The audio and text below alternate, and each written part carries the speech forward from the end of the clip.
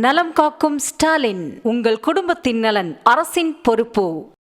சேலம் மாவட்டம் சூரமங்கலம் அருகே செயல்பட்டு வந்த தலைமா என்ற தனியார் தொழிற்சாலை மூடப்பட்டதை கண்டித்து 8வது நாளாக தொழிலாளர்கள் ஒப்பாரி வைத்து போராட்டத்தில் ஈடுபட்டு வருகின்றனர். அந்த காட்சிகளை பார்க்கலாம். தொழிலாளர்களுக்கு வேலை கொடு போராட்டம், எதற்கு இந்த போராட்டம்? ஒழித்து கொடுத்தது குற்றமா?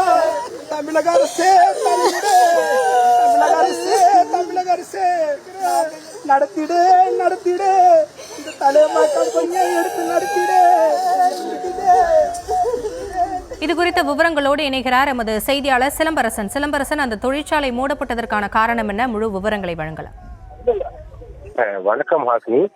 சேலம் சூரமங்கலம் அருகே உள்ள புதுரோடு பகுதியில் தனியார் தலைமா என்கிற எலக்ட்ரானிக் பொருட்கள் உற்பத்தி செய்து ஏற்றுமதி செய்யும் நிறுவனம் கடந்த 35 ஆண்டுகளாக செயல்பட்டு வந்துள்ளது. இதில் ஆட்குறைப்பு நடவடிக்கையை மேற்கொள்ள முயன்ற போது தொழிலாளர்கள் தொடர்ந்து கடந்த 2 வருடமாக போராட்டத்தில் ஈடுபட்ட நிலையில் அவர்களை பழிவாங்கும் நடவடிக்கையாக தொழிற்சாலையை எந்த ஒரு முன் அறிவிப்பும் இன்றி அந்த தொழிற்சாலை நிர்வாகம் தற்போது மூடியுள்ளது. இதனை கண்டித்து கடந்த 8 நாட்களாக அந்த தொழிலாளர்கள் அந்த தொழிற்சாலை வளாகத்திலேயே தொடர்ந்து காத்திருப்பு போராட்டத்தில் ஈடுபட்டு வருகின்றனர். குறிப்பாக முதற்கட்டமாக அவர்கள் டவர்கள் மீறி போராட்டத்தில் ஈடுபட்டனர். அதே போன்று மெழுகுபருத்தி ஏந்தி மற்றும் கருப்புரை பண்ணி தொடர்ந்து ஒவ்வொரு கட்டமாக போராட்டத்தில் ஈடுபடும் தொழிலாளர் மண்சோறு சாப்பிட்டு கூட போராட்டத்தில் ஈடுபட்டனர்.